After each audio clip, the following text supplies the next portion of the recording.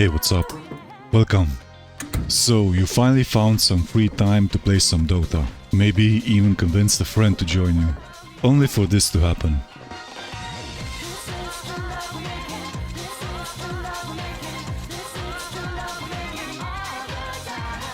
Circle theory can help you with that. Maybe. Probably. Finding success in your games is sometimes less about skill and more about navigating the minefield of your ally's mental illness. I must confess my lack of experience in creating guides.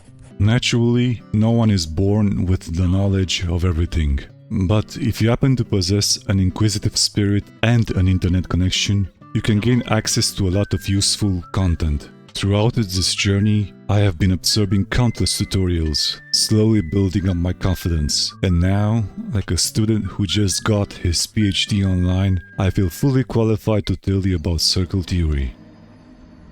So, what is circle theory? Imagine you're on your way to the local grocery store and some stranger gets close to you, like way too close. Having your personal space invaded will lead to great discomfort. This, coupled with the natural desire to protect your personal space, is the basis of circle theory. In the game, the boundary of your personal space is represented by the range of your hero's attack and spells in form of a circle. If you prefer to always see the circle, you can enable this option in the labs menu. With these limits in mind, we can focus on our positioning.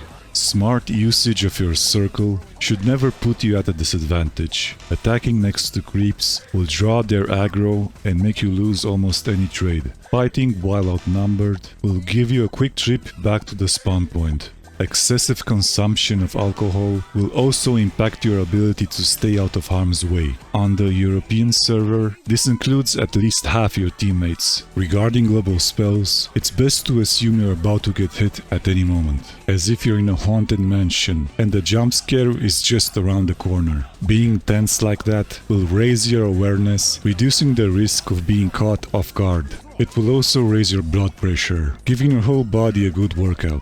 So now you know yourself. That's half the battle won. Next, we'll examine some practical applications and general advice throughout the game.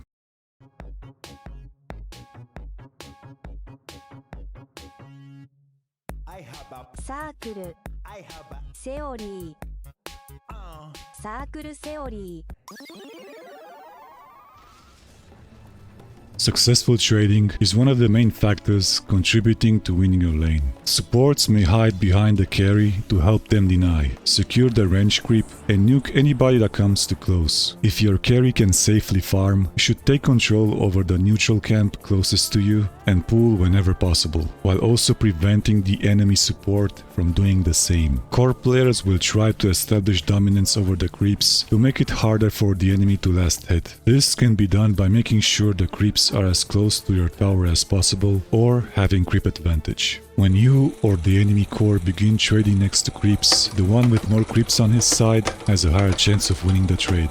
Mid players, besides worrying about the occasional gank, must do one thing well: last hitting and denying. This devolves into a competitive rhythm game where each player tries to take control of the rhythm. Some may find this very exciting, others not so much. Once everyone has gained a few levels, people will leave their lanes to look for fights. Losing sight of the enemy supports will give you ample time to contemplate your mistakes. During teamfights, circles come together, converging into the front line and back line. The front line wants to either disrupt the enemy back line or prevent the enemy front line from doing the same. If you're part of the back line, your goal is to deal as much damage as possible and cast your spells from a safe distance. Supports will usually be the first targets. With that in mind, it's best to invest in defensive items and buy as much time as possible when the enemy comes for you. In the late game, it's best to maintain a long-distance relationship with your enemies. Always keep an eye out on the minimap and try to anticipate their next move. Caution is highly recommended, especially when one bad teamfight can lead to you losing the game. It's never too late to trust your instincts. When things don't feel right, it's time to calmly let your allies know to disengage and retreat. It feels like I've been married to Dota for over a decade now. And as much as I tried walking out of this sometimes abusive relationship, I keep coming back. Every big patch, every TI, my love for the game is reignited. And before I know it, I find myself searching for a game. Thank you for watching, dear viewer. I hope you found this very serious guide helpful. See you next time.